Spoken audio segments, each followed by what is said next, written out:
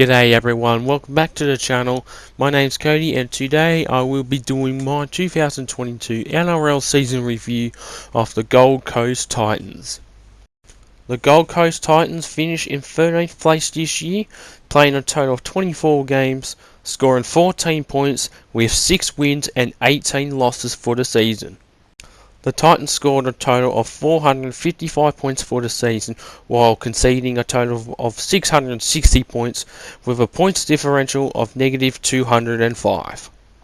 The Titans' home record for this year was abysmal, with 5 wins and 7 losses, and their away record was even worse, when they had one win and 11 losses away. They didn't score a single win in New South Wales this year. The only away win was in New Zealand against the Warriors, and in their last 5 games between rounds 21 and 25, shockingly they won 3 out of the 5 between the last 5 rounds.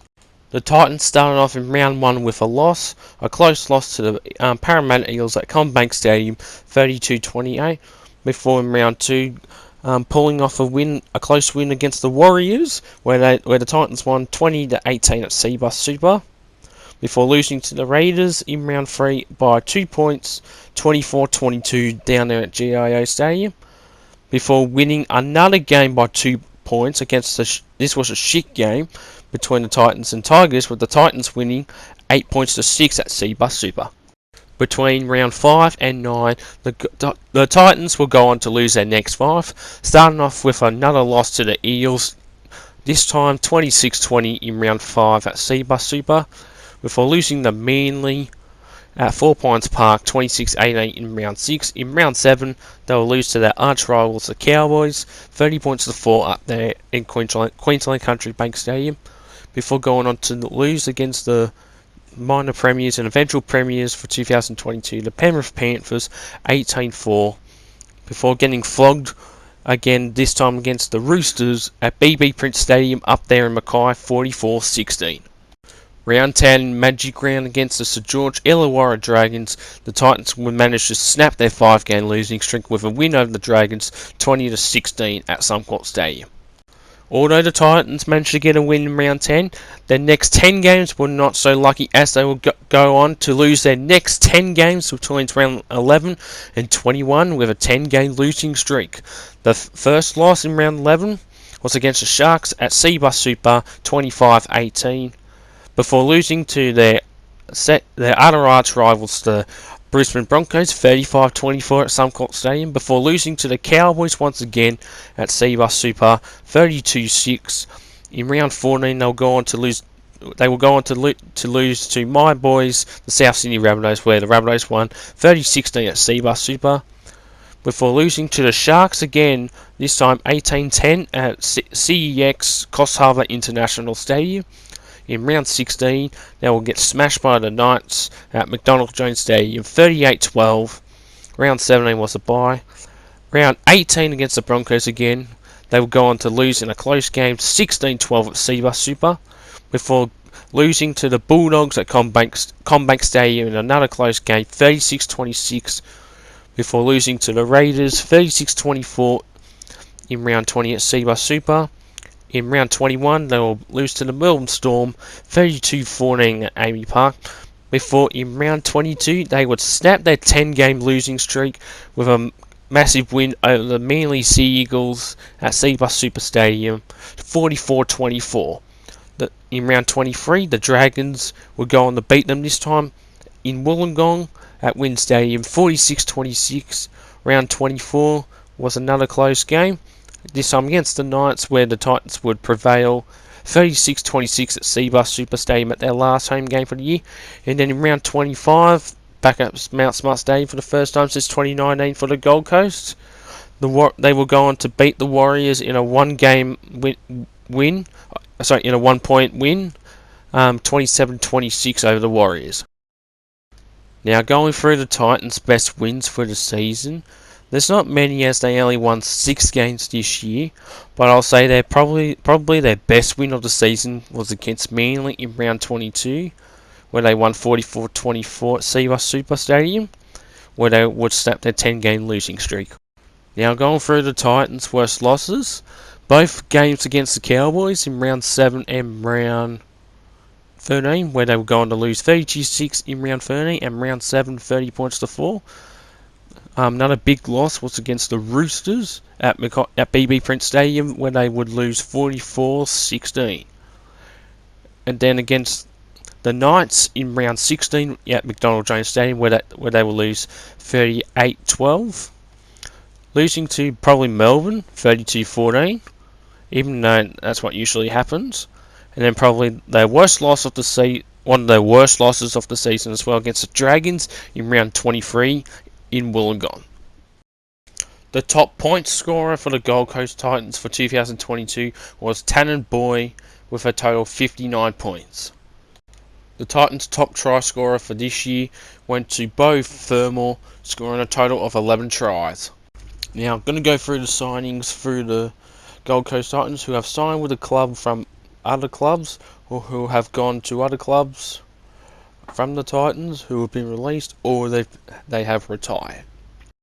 As of 21st of November, the Gold Coast Titans have signed 4 players, and they are Kieran Foran from the Manly Warringah Sea Eagles, Aaron Schwab and Joe Stimson from the Canterbury Bankstown Bulldogs, and probably their best signing so far is Sam Verrills from the Sydney Roosters. There are 8 players who have been released from the Gold Coast Titans, or they've gone to other clubs or retired, and they all are Jared Wallace and Jermaine Azako, who have both gone to the Dolphins, along with Herman Sasa to the Dolphins. Shalon Fuller has gone to the South Sydney Rabbitohs. Hasn't been any confirmation from what I've heard about the signing, so I'm guessing it's a reserve grade or something like that. Aaron Booth, who suffered that serious dislocated knee injury and possible ACL, MCL or both, has been released. Sam Liswan has gone to the Leeds Rhinos, and Essen Masters to the Huddersfield Giants. Overall, the Gold Coast Titans had one of the more awful seasons this year, being one of the worst clubs for this year. And I know I do hate the club so much, not because I don't like the players. I just don't like the club in general. I mean, they play shit. They haven't made they made the finals last year, but that was just pure luck. And there's a lot of, I'm not going to say it, but there's a lot of rugby league creators who are dickheads, who are fans of the Gold Coast Titans. Anyways, if I have to grade them this year for the Gold Coast Titans, I would give them an easy 3 out of 10. Why 3 out of 10? Well, other than finishing in the bottom 4 this year, they were one of the worst performing clubs this year as well, along with the West Tigers and the Newcastle Knights. Titans conceded a lot in most of their games, especially towards the halfway and back end of the season. I mean, they were very lucky to not even get the wooden spoon this year. They managed to avoid the wooden spoon within the last 3 or 4 games, to my shock. And sure, they say that Titans are going to improve next year. Like, you got good signings like Kieran Foran and Sam Verrills. Just because you got good signings doesn't mean you're going to improve. I think the Gold Coast Titans will be in the bottom 4 next year. No doubt they will not make the top 8 next year. They're a contender for the wooden spoon. I would probably say they will get the wooden spoon most likely. At least with the Knights. As I found out, they've signed Jackson Hastings from the West Tigers, and that is a great signing as long as he plays in the halves, not at lock. Excuse me. And Kieran Foran's getting very old, and there could be a chance he could be injury prone, just like Josh Hodgson, who's gone to the Parramatta Eels. They're both old, and as older you get, you tend to get more tears in your body, but not for everyone, though. But anyways, for this year, Titans were Titans were one of the worst teams. Would I say they're worse than the Tigers? No. I think the Tigers are a lot more worse, even though they finished in the wooden spoon. They made a lot of stupid decisions for this year. Like recently, Jackson Hastings has gone to the Newcastle Knights, while they have David Clemmer coming over to the Tigers. Why? Tigers don't need any more forwards. They've got plenty. They just need a perfect half, at least.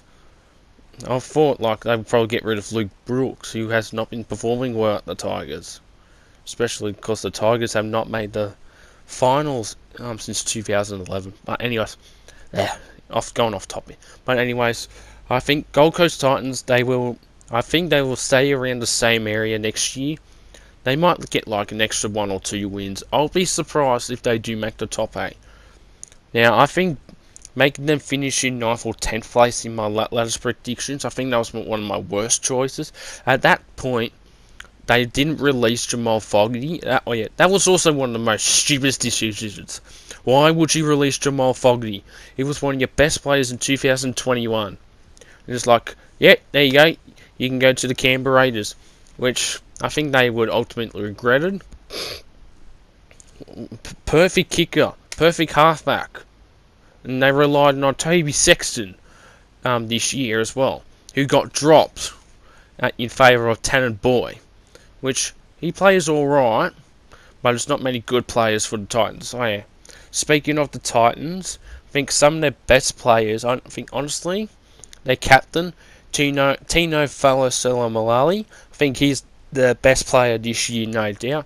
Was it the right decision to make him captain this year? Of course it was. He's probably the only decent player in that squad, along with both Thermal, who scored the most tries for the Titans this year. I want to see the Titans improve, but they got to play 80 minutes instead of not playing. They always play. They're in the reserve grade game, and then the first round game next year against the West Tigers in the first round. Oh, I think I'll travel to the moon for that game rather than watch this football game. If it's the grand final, if that's the grand final next year, I'm clicking. I'm not going to watch the NRL anymore. Long. But anyways, all jokes aside, Titans didn't perform very well this year. I don't know what's the situations with David Fafita, whether he's going to be staying with the club or not for 2024 onwards is still ongoing. He's been rumoured to go to the Raiders or the Rabbitohs. Now, if he does come to the Rabbitohs, I think that will be a great signing.